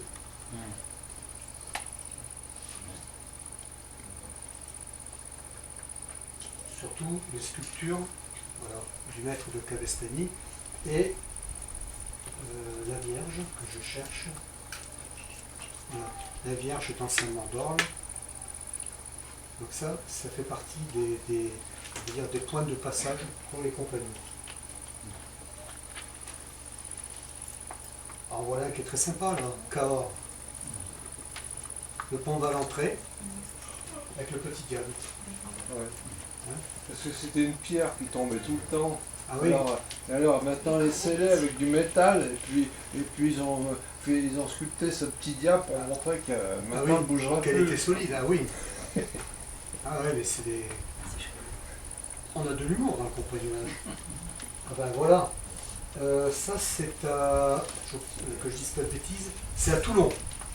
L'hôtel de ville de Toulon. Regardez le travail de Pierre.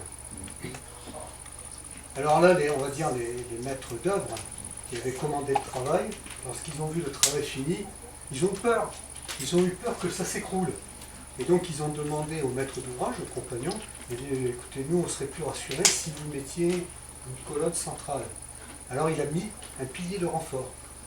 Et comme c'était un coquin, on l'a su que longtemps après, il a monté le pilier, il l'a arrêté à 1 mm du plafond. Donc des années après, ils se sont aperçus que le pilier ne servait à rien, donc on l'a enlevé pour rendre hommage à son travail.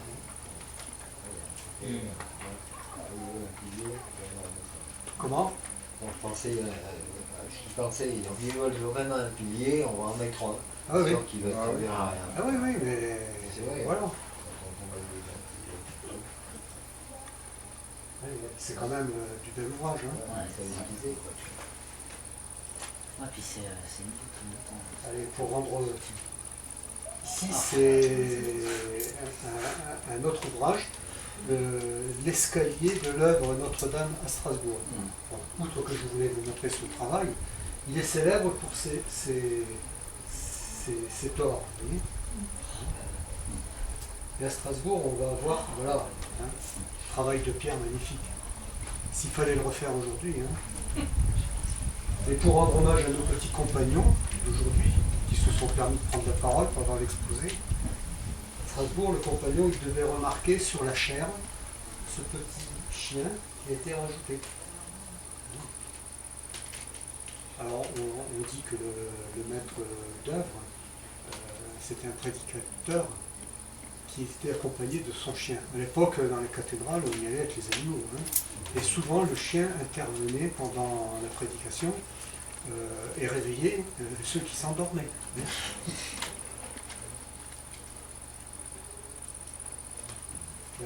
Vous voulez voir quelque chose en particulier? Oui, comment? Clermont-Ferrand. Clermont-Ferrand. Ah oui, Fontaine. En bois.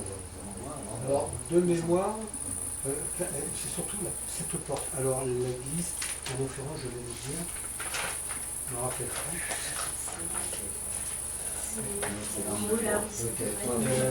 C'est le portail sud de Notre-Dame du Port. Voilà, on parlait de géométrie sacrée. Hein. Donc là, on va y trouver eh bien, le carré, le rectangle, mais dans la culture compagnie, c'est le carré, le triangle et le cercle. Donc le compagnon à Clermont-Ferrand, c'est surtout cette porte qui dira voir.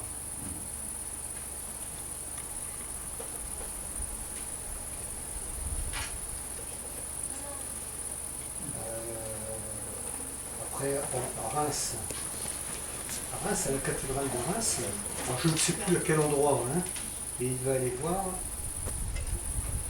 outre l'ange au sourire, qui est très très célèbre, mais on le questionnera sur le petit escargot, bon, la tombe de Maître Liberger, maître d'ouvrage, le compas, l'équerre.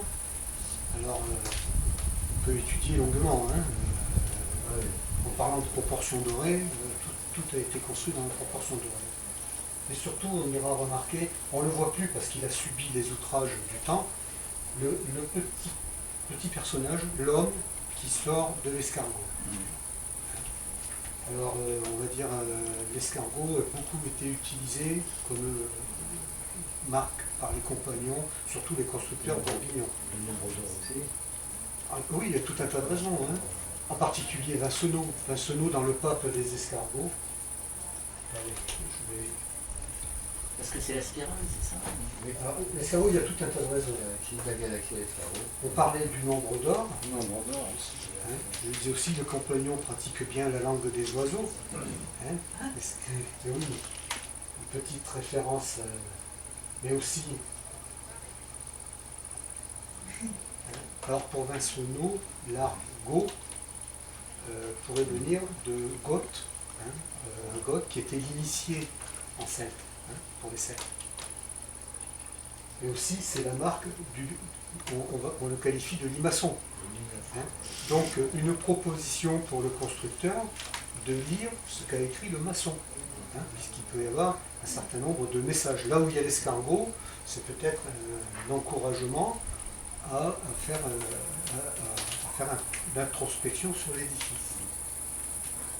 Bon, vous l'avez vu, bien sûr, il est construit, sa coquille, dans le respect du nombre d'or, puisque chaque année va agrandir un peu la coquille, dans le respect de la proportion d'or. Mais surtout, l'escargot, ici, c'est dans la crypte de Saint-Cernin à Toulouse. On va le représenter souvent avec la vigne ou les raisins, la vigne ou le raisin qui sont le fruit, la récompense que va recevoir le bon chrétien. Donc l'escargot, c'est l'homme en devenir, l'homme en cheminement. Voilà. Et dans le pape des escargots, Vincenot parle de l'église de Saint-Seine. Le petit escargot, il est ici, là. Voilà. Sur le pilier. Voilà représenté. Pardon. Et l'escargot peut avoir tout un tas de significations. Il a surtout que l'hiver, il hiberne, il s'enterre pour renaître au printemps. Donc on va y trouver toute la symbolique de renaissance. Là, le maître d'œuvre encourage l'escargot. Et puis ici, pardon, excusez-moi, j'ai fait des copier-coller malencontreux. Ici, pas très loin, nous avons Barcelone, la Sagrada Familia, où on a représenté un certain nombre d'escargots. Oui, c'est une église moderne, mais tout à fait plein de symbolisme. Oh là là, c'est extraordinaire. Je n'y étais jamais allé, parce que ne connaissant pas, je pensais que ça ne pouvait pas m'intéresser. Et aujourd'hui, c'est fabuleux. C'est quand on voit cette architecture végétale, une forêt, c'est vraiment. Là, on n'est pas loin. Si vous avez un week-end à passer, on ne peut qu'encourager à y aller. Et puis bon, on va retrouver aussi, je passe brièvement. Alors ça, c'est la signature d'un maître d'œuvre à Perpignan. Il les représente souvent. Il signe son travail en représentant un lézard attaquant un escargot. Là, c'est une loutre au pied d'un pilier.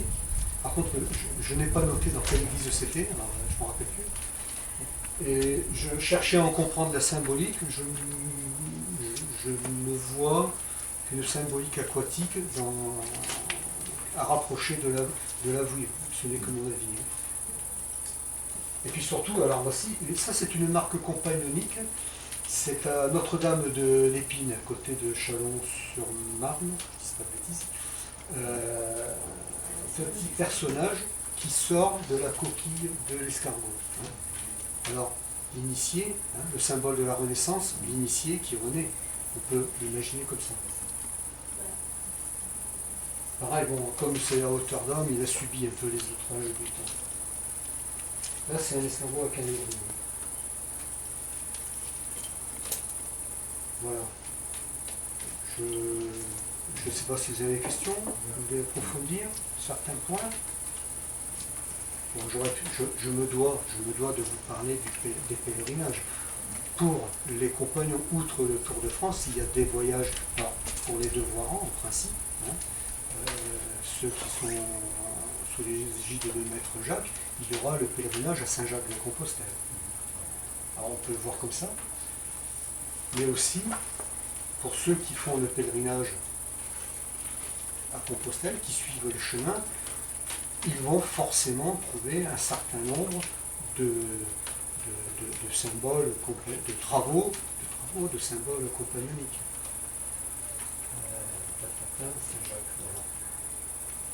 Alors j'ai pris quelques exemples, encore une fois.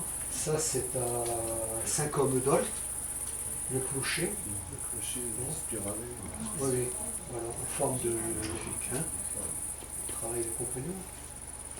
Alors, je ne peux pas tout prendre, mais j'ai pris ici l'église de Perse. C'est juste avant Espalion. Alors l'église de Perse est particulièrement réputée, mais on va y trouver un tympan de la Pentecôte où le compagnon s'est représenté, enfin on nous a représenté, petit personnage avec l'équerre, voilà, et le compas. Petit clin d'œil, simplement c'est un petit clin d'œil de compas. Voilà. Bon, je vais abréger un peu. Et puis l'autre pèlerinage, je recherche ma petite icône, je l'ai perdu. Voilà, je fais tout joli. On va aller le chercher ici. Voilà. Un personnage qui est bien célèbre dans la région, Marie-Madeleine. Marie-Madeleine qui d'une certaine manière, une des patronnes du compagnonnage. Lorsque elle rencontre le Christ au jardin après la résurrection, elle veut se rapprocher de lui, elle lui dit Rabouni, mon maître, et lui il lui répond ne me touche pas, nos limes étangères, ne me touche pas. Or, ce texte, bien sûr, les compagnons le récupèrent pour eux, puisqu'à l'époque où ils subissaient l'oppression, c'était des francs, des maçons libres. Et le mot d'ordre, c'était ne me touche pas, je suis un maçon libre. On va le retrouver d'ailleurs sur leurs écharpes. Alors, là encore, c'est un pèlerinage pour les devoirants, d'aller à la Sainte-Bonne. Et lorsque vous allez à la Sainte-Bonne, je ne sais pas si certains d'entre vous connaissent. Alors, c'est dans la montagne. Et il y a un chemin de croix, enfin il y a un chemin à monter. Et sur les oratoires, on va trouver grand nombre de marques compagnoniques. Alors, j'ai recherché parce qu'il y a la marque de Père Didier. Je l'ai cherché, je ne l'ai pas trouvé, je vous dis honnêtement, parce qu'il y a une multitude de marques de compagnons. Voilà, la Sainte-Bonne, avec la chapelle du Pilon. La légende voudrait que Marie-Madeleine se soit retirée à la Sainte-Bonne, qu'elle ait vécu une trentaine d'années en se nourrissant d'eau de pluie et de prière, et elle était transportée par les anges tous les jours au Pilon. L'escalier, voilà. Très belle représentation du calvaire. Et surtout ici, là, on va le voir de l'intérieur, des vitraux réalisés par un compagnon. L'intérieur de la grotte. De Marie-Madeleine qui tient la croix, on va le voir, voilà, la source où elle se serait nourrie, on va dire. Voilà, et surtout les vitraux.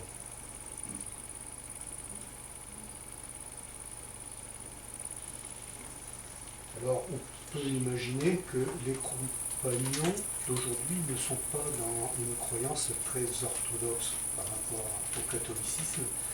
Et dans les vitraux, on va trouver un certain nombre d'anomalies par rapport aux évangiles. Comment ? Par exemple, le Christ est représenté après la résurrection sans les stigmates de la crucifixion. Donc on peut en penser... Qui ne croient pas à la crucifixion. Voilà.